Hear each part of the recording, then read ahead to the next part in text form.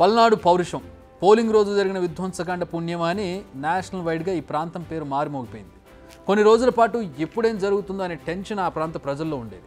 ఎటు నుంచి ఏ రాయబడుతుందో అర్థం కాదు, ఎవరు ఎక్కడి నుంచి పెట్రోల్ బాంబు విసురుతారో అన్న భయం. మొత్తానికి కొన్ని రోజుల పాటు భయం గుప్పిట్లోనే బతికింది పల్నాడు ప్రాంతం. ఇప్పటికీ పరిస్థితులు నివురుగప్పి నిప్పులానే ఉన్నాయి, ఎందుకంటే కౌంటింగ్ ముందుంది కాబట్టి. మరి కౌంటింగ్ రోజు పరిస్థితి ఎలా ఉండబోతుంది? ఈ విధ్వంసకాండను నేతలు కంటిన్యూ చేస్తారా? అసలేం జరగబోతుంది? పోలీసులు ఎలాంటి చర్యలు తీసుకునేందుకు రెడీ అవుతున్నారు? పల్నాడు అంటే ఏంటి? ఈ ప్రాంతం ఎక్కడుంది అంటే మనకు ఈ క్వశ్చన్స్కి ఆన్సర్స్ తెలుసు. బట్ ఇప్పుడు ఏకంగా సెంట్రల్ ఎలక్షన్ కమిషన్ పెద్దలు, సెంట్రల్ హోమ్ మినిస్ట్రీ కూడా దీనిపైనే చర్చిస్తోంది. ఎస్, మీరు నమ్మడం లేదా?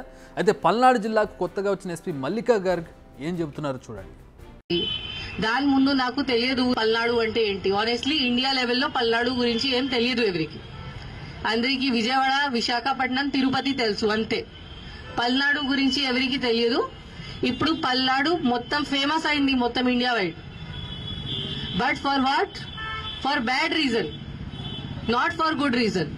గుడ్ రీజన్ లో ఉంటే that is very good. But ఎందుకు?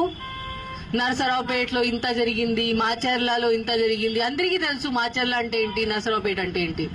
దీని ముందు ఎవరికి no knowledge about Palnadu, Narasaraopet, Macherla. అది బాగానే ఉందా? బాగలేదు కదా. అట్లా ఉండాలా? లేదు కదా.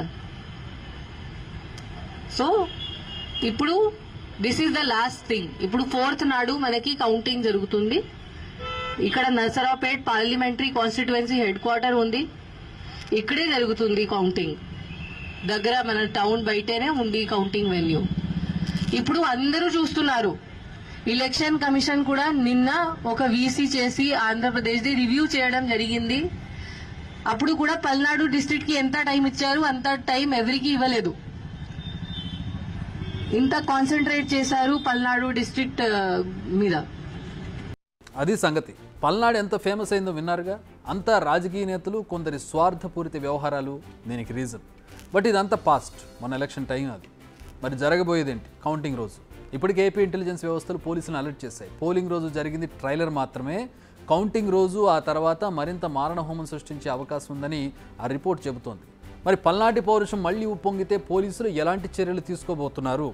ఇప్పటికే పోలీసుల వైఫల్యమే పల్నాడు పరిస్థితి దిగజారడానికి రీజన్ అన్న ప్రచారం ఉంది. బట్ దీనిని ఫేస్ చేసేందుకు జిల్లా పోలీస్ బాస్ రెడీగా ఉన్నట్టుగా కనిపిస్తోంది. ఇప్పటికే చాలా పరువు పోయింది. బట్ స్టిల్ ఇంకా మన చేతిలో దీన్ని కాపాడుకోవడానికి అవకాశం ఉంది. పోలింగ్ డే రోజు ఏదైతే జరిగిందో దాన్ని కాకుండా ఇప్పుడు ఏదైతే జరిగిందో జరిగిపోయింది. ఇప్పుడు వచ్చేటటువంటి కౌంటింగ్ డే రోజు అలాంటి ఘటనలు పునరావృతం కాకుండా కాపాడుకుంటే ఆ పరువు అలా నిలబడుతుంది, లేదంటే పూర్తిగా పోతుంది అంటూ మల్లికా గార్గ్ అన్నారు.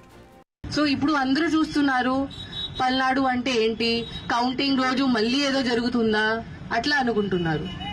మళ్ళీ ఏదో జరిగితే పల్నాడు పోలీస్ పేరుది నాశనం అవుతుంది. పల్నాడు పోలీస్ మీద ఎవరికి నమ్మకం ఉండదు. So this is our last chance. Palnadu police image save చేయడానికి ఇది మన లాస్ట్ ఛాన్స్ ఉంది. బట్ యాజ్ నేను చెప్పాను, నాకు తెలుసు దట్ పల్నాడు పోలీస్ ఆఫీసర్స్ మీరు అందరూ ఉన్నారు. You are very good quality officers. చాలా ఎక్సలెంట్ ఉన్నారు, చాలా ఫిట్ ఉన్నారు, చాలా డెడికేటెడ్, చాలా హార్డ్ వర్క్ కూడా ఉన్నారు.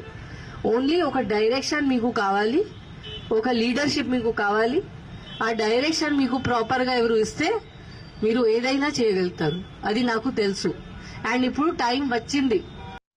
So this is the time to show the real power of Palnadu police అంటున్నారు ఎస్పీ మల్లిక. సో కౌంటింగ్ రోజు గొడవ అనే పదం వినబడకూడదు అంటున్నారు ఆవిడ. చట్ట వ్యతిరేకంగా ఏ పని చేసినా, సామాన్య ప్రజలకు ఇబ్బందులు కలిగించినా అస్సలు ఊరుకునేది లేదన్నది ఆమె మాట. మేము ముందు నుంచి మీకు మాట చెప్తూనే వస్తున్నాం. మీరు ఆవేశంలో అనాలోచితంగా చేసే చిన్న తప్పు మీ జీవితంపై చాలా పెద్ద ఎఫెక్ట్ చూపుతుందని ఆ మాట అక్షర సత్యమైన రుజువైంది. అదెలానో ఆ లేడీ సింగం మాటల్లోనే వినండి. నేను లాస్ట్ 10 days నుంచి చూస్తున్నాను. అండ్ మన ఇది పరిస్థితి వచ్చిన తర్వాత ఇక్కడ చాలా ఫోర్సెస్ కూడా ఇవ్వడం జరిగింది, చాలా మార్పు కూడా వచ్చింది. మనం ఈ 160 కేసెస్లో 1300 పర్సన్స్కి అరెస్ట్ కూడా చేయడం జరిగింది. జస్ట్ ఇమాజిన్, ఇంత 10 daysలో 1300 పర్సన్స్ ఎప్పుడు అరెస్ట్ అవ్వలేదు. 6 months పడతాయి ఇన్ని అరెస్ట్ చేయడానికి. బట్ ఇక్కడ 10 daysలో జరిగింది. అండ్ ఇన్ఫాక్ట్ పరిస్థితి ఏముంది దట్ నర్సరావుపేట్ మన లోకల్ జైల్స్లో ప్లేస్ కూడా లేదు. ఇప్పుడు అరెస్ట్ అవ్వాలంటే రాజమండ్రి పోవాలి, ఆ పెద్ద జైలు ఉంది అక్కడ స్పేస్ ఉంది, ఇక్కడ స్పేస్ కూడా లేదు. సో అట్లా మనం చేయడం జరిగింది. దాని తర్వాత ఇప్పుడు మనం ఎవరికి అరెస్ట్ చేశామో వాళ్ళందరి మీద రౌడీ షీట్ ఓపెన్ చేయడం జరిగింది. కొంతమంది అనుకుంటారు రిపీట్ ఆఫెన్స్ అయితేనే రౌడీ షీట్ ఉంటుంది, అట్లా కాదు. విన్నారుగా, పల్నాడు విధ్వంసకాండకు సంబంధించి నమోదైన కేసులు 160, అరెస్ట్ అయిన వారి సంఖ్య అక్షరాల 1300 మంది. జస్ట్ 10 రోజుల్లో అంతమందిని తీసుకెళ్లి లోపలేశారు. అంటే జైళ్లు నిండిపోయాయి. అంటే ఇకపై అరెస్ట్ చేయరని కాదు, ఇక ముందు అరెస్ట్ చేసిన వారిని డైరెక్ట్గా రాజమండ్రి సెంట్రల్ జైలుకి, ఇక్కడ జైలు నిండిపోయింది కాబట్టి రాజమండ్రి సెంట్రల్ జైలుకి పంపించడమే అన్నమాట. అంటే పోలీసులు ఎక్కడా తగ్గడం లేదని దీన్ని బట్టి అర్థమవుతోంది. ఇప్పుడు అరెస్ట్ అయిన 1300 మందిలో అధికార విపక్ష పార్టీలు 2 పార్టీలకు చెందిన వారు ఉన్నారు. మరి అందులో బడా రాజకీయ నేతల కౌంట్ ఎంత?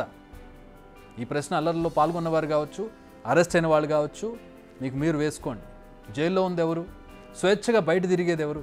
ఇప్పటికైనా కాస్త ఆలోచించండి.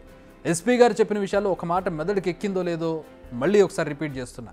ప్రస్తుతం అరెస్ట్ అయిన 1300 మందిలో ప్రతి ఒక్కరిపై రౌడీ షీట్ ఓపెన్ అవుతుంది. వీరిలో రిపీటెడ్ అఫెన్సెస్ చేసిన వారు ఉండొచ్చు, ఫస్ట్ టైం ఇలాంటి అల్లర్లు చేసిన వారు ఉండొచ్చు. బట్ ఎవరిని వదలకుండా అందరిపై రౌడీ షీట్ ఓపెన్ చేస్తున్నారు.